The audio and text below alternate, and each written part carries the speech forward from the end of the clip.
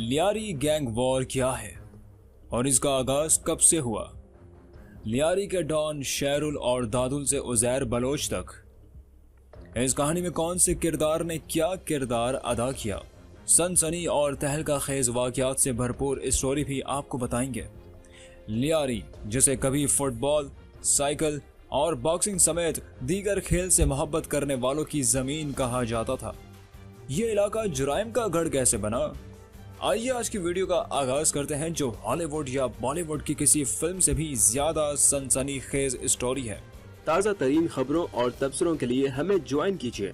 अगर आप हालात हाजिरा से मुकम्मल आगाही हासिल करना चाहते हैं तो हक पाकिस्तान व्हाट्सएप चैनल पर शामिल होने के लिए ज्वाइन लिखकर इस नंबर पर व्हाट्सएप मैसेज करें 031522888560। हक पाकिस्तान के तमाम देखने वालों को अस्सलाम वालेकुम।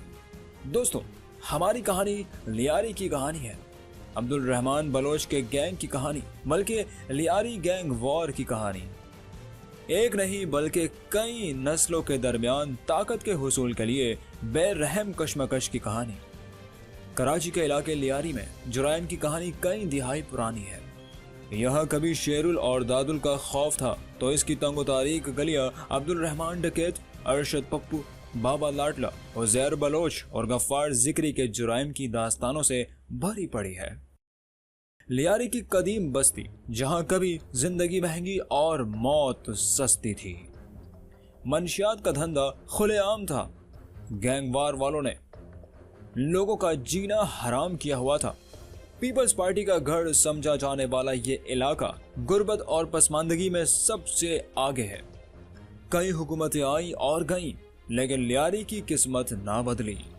60 की दिहाई में कराची के कदीम इलाके लियारी की तंगो तारीख गलियों में शेरुल और दादुल का राज था। अल्लाह बख्श उर्फ काला नाग, बेकल, हुसैन ईरानी, बाबू डकैत और हाजी लालू ने जुराइम के धंधे को आगे बढ़ाया। बाबू डकैत हाथ पकड़कर 14 साल के अब्दुल रहमान बलोच को इस मंशियात के धंधे में लाया, जो आगे चलकर अब्दुल रहमान बलोच उर्फ अब्दुल रहमान डकैत बना। 90 की दिहाई के आखिर में अब्दुल रहमान डकैत से इख्तलाफात के बाद हाजी लालू ने अपने बेटे अरशद पप्पू के साथ मिलकर अलग गिरोह बना लिया। लियारी के मुख्तलिफ इलाके इन गैंगस्टर के जेर कब्जा रहे, जहां दूसरे गिरोह हमला करते रहे।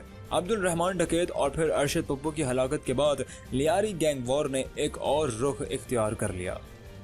गैंग वॉर अब अरशद पप्पू के करीबी साथी बाबा लाडला और अब्दुल रहमान डकैत के करीबी रिश्तेदार उजैर बलोच के दरमियान थी, जो इलाके पर कंट्रोल के लिए एक दूसरे के कारिंदे मारते रहे। लेकिन इससे पहले ये जानना जरूरी है कि इस कहानी का आगाज कैसे हुआ। दोस्तों, जुराइम के इस सफर के मरकजी किरदार अफशानी गली के दो भाई, शेर मोहम्मद जिसे शेरू कहा जाता था और दाद मोहम्मद जिसे दादुल कहा जाता था, इन दोनों के दरमियान घूमती है। लियारी में गैंग वॉर का पहला वाकया 1960 में पेश आया, जिसके तहत दो गैंग इस इलाके में मंजर आम पर आए। पहला गैंग दादुल 3 भाइयों पर मुश्तमिल था, जिसमें दाद मोहम्मद उर्फ दादुल, शेर मोहम्मद उर्फ शेरू और बैखन शामिल थे। ये तीनों भाई लियारी के मुख्तलिफ इलाकों में मंशियात फरोशी के काम के साथ साथ सिनेमा के टिकट्स की ब्लैक में फरोख्त करते थे। जबकि दूसरा गैंग नबी बख्श उर्फ काला नाग का था, जो मंशियात फरोशों का सरगना था। अब्दुल रहमान डकैत का बाप हाजी दाद मोहम्मद उर्फ दादुल और चाचा शेर मोहम्मद उर्फ शेरू 1950 और 60 की दिहाई में सिनेमा हॉल्स में टिकट ब्लैक करते और नशा करते करते लियारी में मंशियात के धंधे के बेताज बादशाह बन गए। इस दौरान उन्हें एक मजबूत मुखालिफ काला नाग का सामना करना पड़ा। काला नाग एक पुलिस छापे के दौरान फरार होते हुए गिर कर हलाक हो गया। काला नाग का बेटा अल्लाह बख्श उर्फ काला नाग 2 के नाम से जुराइम की दुनिया में मुतारिफ हुआ। उस वक्त हाजी लाल मोहम्मद उर्फ लालू और इकबाल बाबू उर्फ बाबू डकैत के मुखालिफ गिरोह सरगर्म थे। काला नाग 2 ने बाबू डकैत के गिरोह में शमूलियत इख्तियार कर ली। लियारी में कश्तो खून का यही दौर था जब दादुल के बेटे अब्दुल रहमान डकैत ने जुराइम की दुनिया में कदम रखा। इसकी तमाम तफसीलात आगे चलकर बताएंगे। दादुल और काला नाग के गैंग में आए रोज झगड़े होना मामूल का हिस्सा थे।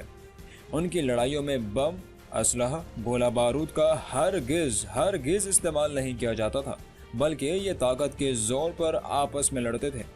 ان کے اسلحے خنجر، ڈنڈا، چھرا اور دیگر آلات ہوا کرتے تھے۔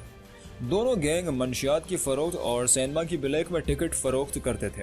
اسلحے بارود کے بغیر لڑنے والے گینگ آپس میں ایک دوسرے کے خون کے پیاسے اس وقت بنے جب ایوب خان کے دور میں ان کے حامیوں کی جانب سے دادل گروپ کی طاقت کو اپنے مخالفین کے خلاف استعمال کیا جانے لگا، اور دیکھتے ہی دیکھتے جرائم پیشہ عناصر آہستہ آہستہ سیاست کے لیے استعمال کیے جانے لگے۔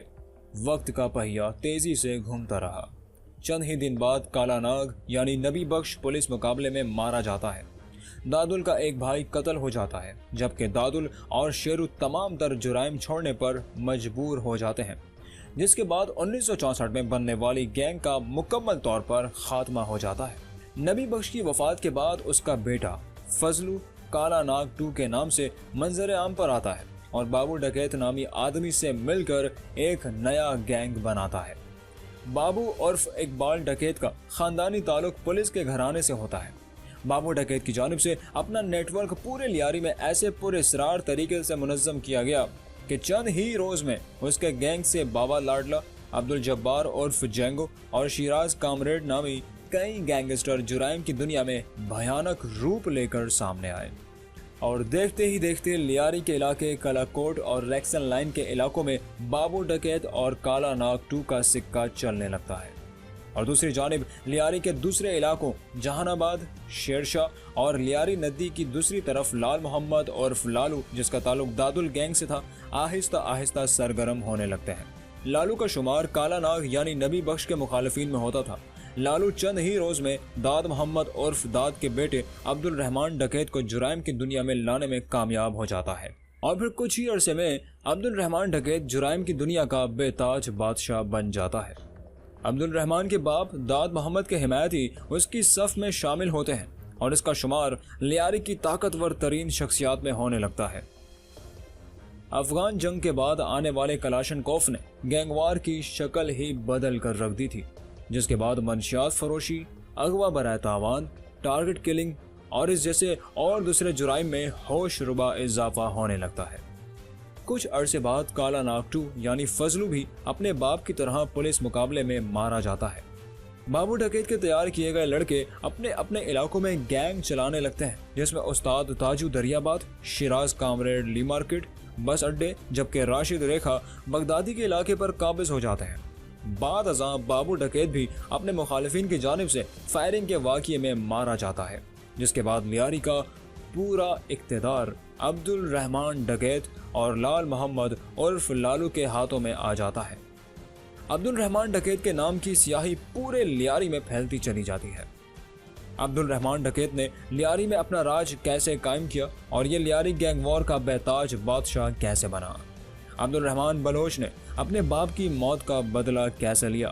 اس کی پوری سٹوری آپ کو لیاری گینگ وار کے اس سیریز کے دوسرے پارٹ میں بتائیں گے، لہٰذا اس سیریز کی تمام ویڈیوز کے نوٹیفیکیشن حاصل کرنے کے لیے ہمارے چینل حق پاکستان کو سبسکرائب کیجیے اور بیل آئیکن پر لازمی کلک کیجیے تاکہ ہر نئی آنے والی ویڈیوز کے نوٹیفیکیشن آپ کو بر وقت ملتے رہیں۔ تب تک کے لیے ہمیں اجازت دیجیے، اپنا بھرپور خیال رکھیے، اللہ حافظ۔